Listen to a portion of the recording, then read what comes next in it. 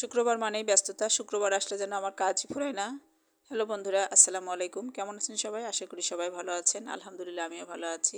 তো আমি সব কাটাকুটি করে রেডি করে নিয়েছি। ঢেঁড়স পটল ভাজি করব, আলু কেটে নিয়েছি, মাংস রান্না করব। তো আমি চুলায় প্যান বসিয়ে দিলাম, মাংসটা আগে বসিয়ে দিই। প্যান বসিয়ে দিয়ে তেল দিয়েছি, তার মধ্যে গোটা জিরা, পেঁয়াজ আর গরম মশলাগুলো দিয়েছি। দারচিনি, এলাচ, লবঙ্গ, তেজপাতা, গোলমরিচ এগুলো দিয়ে একটু ভেজে নিয়েছি, নিয়ে মাংসগুলো দিয়ে দিলাম। দিয়ে এখন আদা রসুন ছেঁচে দিয়েছি একটু। হলুদের গুঁড়া 1.5 চামচ, মরিচের গুঁড়া 2 চামচ, ধনে গুঁড়া 1 চামচ আর জিরা গুঁড়া হাফ চামচের মতো, হাফ চামচের একটু বেশি। তো দিয়ে আমি এখন মশলাগুলো দিয়ে আমি মাংসটা ভালো করে কষিয়ে নিব। এর মধ্যে আমি এখন একটু কাঁচা পেঁয়াজ আর কাঁচা মরিচ দিয়ে মাংসটা কষাবো। অনেকক্ষণ ধরে কষাবো, মিডিয়াম লো আছে কষিয়ে নিব। এভাবে ভালো করে কষালে, অনেকক্ষণ ধরে কষালে কিন্তু মাংসটার টেস্ট অনেকটা বেড়ে যায়, খেতে অনেক মজা লাগে।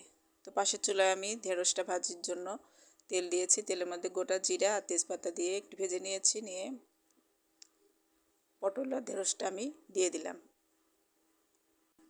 এর মধ্যে আর বেশি কিছু দিব না, একটু হলুদের গুঁড়া আর স্বাদ অনুযায়ী লবণ দিয়ে প্রথমে ভালো করে ভেজে নিব। এই যে ভাজা যখন এরকম পর্যায়ে আসবে, ভাজতে ভাজতে যখন এরকম শেষের দিকে ভাজা হয়ে যাবে, তখন পেঁয়াজ আর কাঁচামরিচটা দিব, দিয়ে আরও খানিকক্ষণ ভেজে নিব। তাহলে পেঁয়াজ আর কাঁচামরিচটা দেওয়ার পরে এই ফ্লেভারটা অনেক সুন্দর আসে আর খেতেও অনেক মজা লাগে। এই তো আমার মাংসটা কষানো হচ্ছে, মাংসটা কষানো প্রায় শেষ। এখন আমি এর মধ্যে আলু দিব, আলু দিয়ে আরও খানিকক্ষণ কষিয়ে নেব। আমার ভিডিওটি যারা দেখছেন অবশ্যই লাইক কমেন্ট শেয়ার করবেন। যারা আমার পেজ থেকে দেখছেন তারা অবশ্যই লাইক কমেন্ট শেয়ার করে পাশে থাকবেন, আর যারা আমার চ্যানেল থেকে দেখছেন তারা আমার চ্যানেলটি সাবস্ক্রাইব করে আমার পাশে থাকবেন। আলু দিয়ে মাংসটাকে ভালো করে কষিয়ে নিলাম।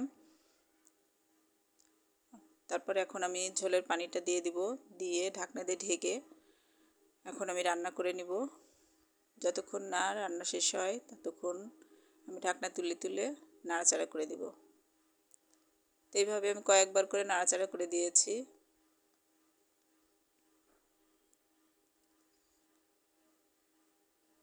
দেখতেই পাচ্ছেন রান্নাটা প্রায় হয়ে এসেছে। এতে পটল ভাজিটা দেখতে পাচ্ছেন, পটল ভাজিটা কিন্তু হয়ে গেছে। এইভাবে ভাজি করলে কিন্তু পটল আর ঢেঁড়স ভাজিটা অনেক মজা লাগে। মাংসটাও প্রায় হয়ে এসেছে। এখন আমি একটু ভাজা জিরা গুঁড়া দিয়ে নামিয়ে নেব। তো আমার ভিডিওটি যারা সম্পূর্ণ দেখলেন তাদেরকে অসংখ্য অসংখ্য ধন্যবাদ। সবাই পাশে থাকবেন, সবাই ভালো থাকবেন, সুস্থ থাকবেন। আল্লাহ হাফেজ, আসসালামু আলাইকুম।